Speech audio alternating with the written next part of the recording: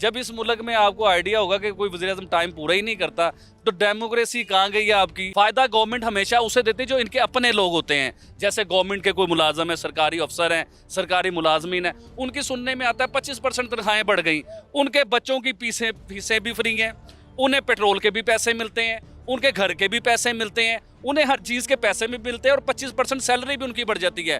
काश हमें ये सुनने को मिलता कि गरीब आदमी के घर का 25% बिल में हमने डिस्काउंट कर दिया, आपने 25% फिर उनकी सैलरियाँ बढ़ा दी। उनकी सैलरियाँ कौन देगा? भाई मैं दूंगा, आप दोगे, ये हम आम आदमी देगा, ये हम लोगों ने अपने टैक्सों से इन लोगों को सैलरियाँ देनी है। ये सरकारी मुलाजमीन हमें क्या दे रहे हैं? ये भी तो हमारे पर, इनसे कोई काम लेना हो तो सबसे पहले रिश्वत मांगेंगे। और अल्हम्दुलिल्लाह मुल्की हालात के मुताबिक अल्हम्दुलिल्लाह काम जो है ना बढ़ गया हुआ है कि काम के हालात वो हुए हैं कि आप समझ लें सुबह से लेकर रात को 8-8 बजे तक हमारी बिस्मिल्लाह नहीं हो रही होती काम की। तो वो हालात ही ऐसे, जिन लोगों के 20,000 रुपये 33,000 रुपये बिजली के बिल आ रहे होंगे तो वो लोग मेरे ख्याल से परचेजिंग नहीं कर सकेंगे।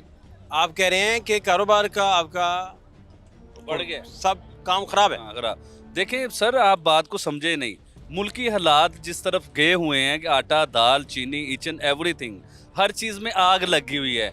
एक आम आदमी 30,000 रुपये कमाने वाला हो, उसके घर का 20,000 रुपये बिजली का बिल आ जाए तो वो इंसान कपड़े खरीदने आएगा इधर के अपने बच्चों की रोटी करेगा पूरी, या रात को 200 रुपये का 500 रुपये का दूध लेके जाएगा, उसकी बीवी बीमार हो जाती है अपनी बीवी के लिए दवाई लेने जाएगा, या बच्चों की दवाई लेगा, या वो शॉपिंग करने आएगा।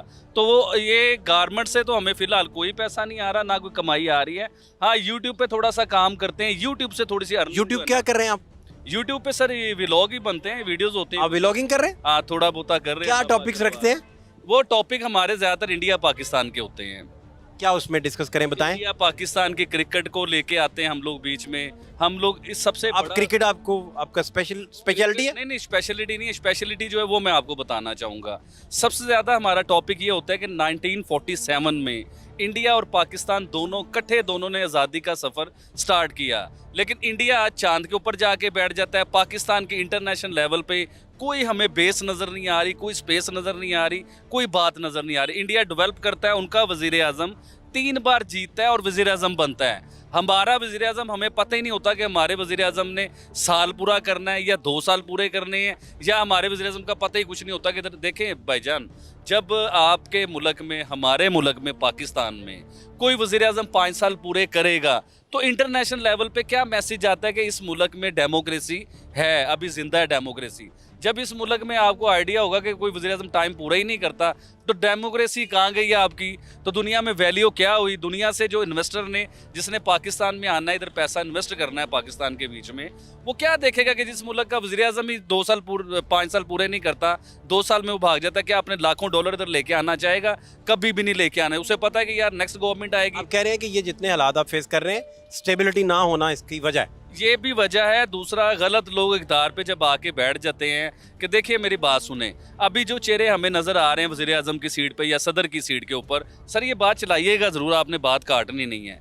ये जो लोग हमें वज़ीर आज़म की सीट पे नज़र आ रहे हैं या सदर की सीट पे नज़र आ रहे हैं, क्या आपको आइडिया है कि पिछले 20, 25, 30 साल से यही लोग हमारे ऊपर मुसल्लत होते हैं? और 20, 25, 30 सालों से जो लोग हमारे मुल्क को सही नहीं कर सके, क्या आज वो हमारे मुल्क को सही कर देंगे? क्या वो हमारे मुल्क को आगे ले आएंगे? क्या हमें कर्जों से निकाल देंगे? IMF से कर्जा तुम लेते हो। नोटेड, आपका पॉइंट आ गया सर IMF मेरा सवाल ले लेना। IMF से कर्जा कौन लेता है? आपने लिया कभी IMF से कर्जा? मैंने IMF से कभी कर्जा नहीं लिया, लेकिन उसकी किस्त मुझे क्यों उतारनी पड़ रही है बिलों की शक्ल में? उसकी किस्त मुझे क्यों उतारनी पड़ रही है आटा महंगा होने की शक्ल में? उसकी किस्त मैं क्यों उतार रहा हूँ? मुझे बताएं, मेरे बच्चे कर्जई क्यों पैदा होते हैं?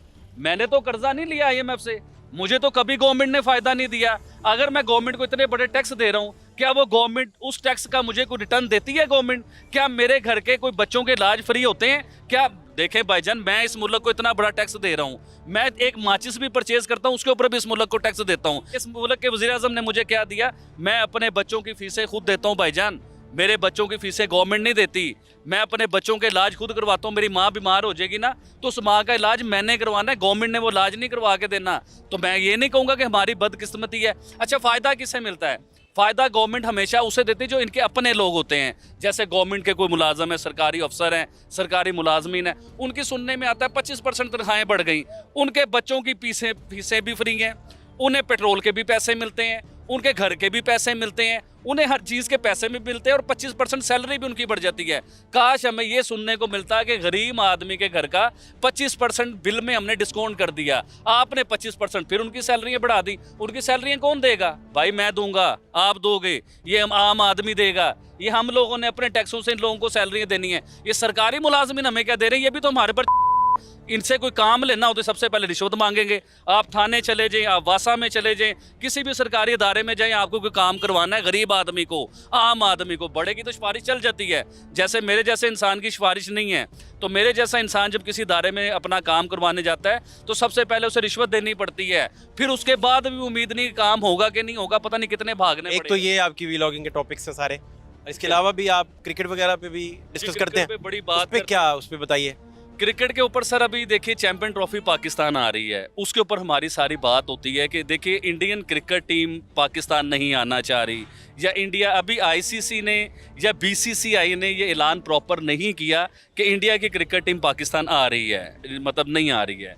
लेकिन पाकिस्तान के मीडिया में ये शोर मच चुका हुआ है, इंटरनेशनल मीडिया पे ये शोर मच चुका हुआ है कि इंडियन क्रिकेट टीम पाकिस्तान नहीं आ रही है। तो उसके लिए अभी इंतजार करें, सब्र करें, आईसीसी का ऐलान होने दें। आईसीसी ने तो अभी तक कोई बात ही नहीं की। मेन काम तो आईसीसी ने करना है, इंडिया ने नहीं करना है। ऐलान इंडिया ने करना है कि इंडियन टीम पाकिस्तान आ कौन रही सा है। प्लेयर आपका फेवरेट है? क्रिकेट में दिलचस्पी भी है आपकी? जी बहुत ज़्यादा है सर, मेरा हार्ट फेवरेट है विराट कोहली।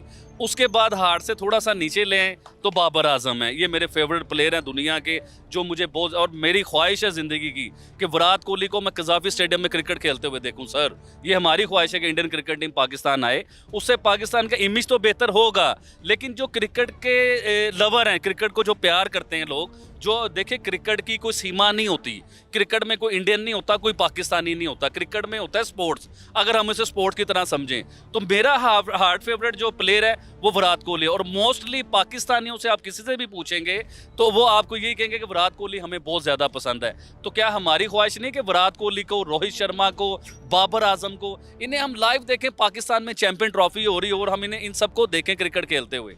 लेकिन इंडिया की तरफ से मौक़िफ़ जो है वो ये आ रहा है कि इंडिया कहता है जी कि हमारे यहाँ लोग मर रहे हैं तो हम पाकिस्तान से क्रिकेट कैसे खेल रहे हैं। विराट को इधर कज़ाफ़ी में आपके दिल को इत्मीनान, सारे फैंस को, इनफैक्ट पूरी दुनिया को ये बड़ा इत्मीनान मिलेगा कि विराट साहब इधर खेल रहे हैं, रोहित शर्मा साहब आए हुए हैं। क्या बात है। और बाबर भाई, देखें मेरे दिल की ख्वाहिश भी यही है सर कि विराट कोहली का और पाकिस्तान के साथ मैच हो, यानी कि इंडिया पाकिस्तान का कज़ाफ़ी स्टेडियम में मैच हो और विराट कोहली उसमें बड़े छक्के मारे, इतने बड़े बड़े छक्के मारे कि सेंचुरी करें। गेंद लिबर्टी से जाके लानी पड़े, लिबर्टी से गेंद भी लानी पड़े और वो सेंचुरी करें, लेकिन एंड पे मैच मक्का कॉलोनी से पकड़े जाके वो गेंद बंदा। नहीं, मैच जो है सर, मैच पाकिस्तान जीते जो कोई भी क्रिकेट की जीत हो ना, हम पाकिस्तान के लिए आप कह रहे हैं। ख्वाहिश होगी कि पाकिस्तान जीते। हम कह रहे हैं कोई भी जीत जाए, जो जोर लगाए वो जीत जाए। हाँ जी, जो जीत को हम स्टेज नहीं कर रहे, स्टेज हम कर रहे हैं कि सिर्फ क्रिकेट हो भाई।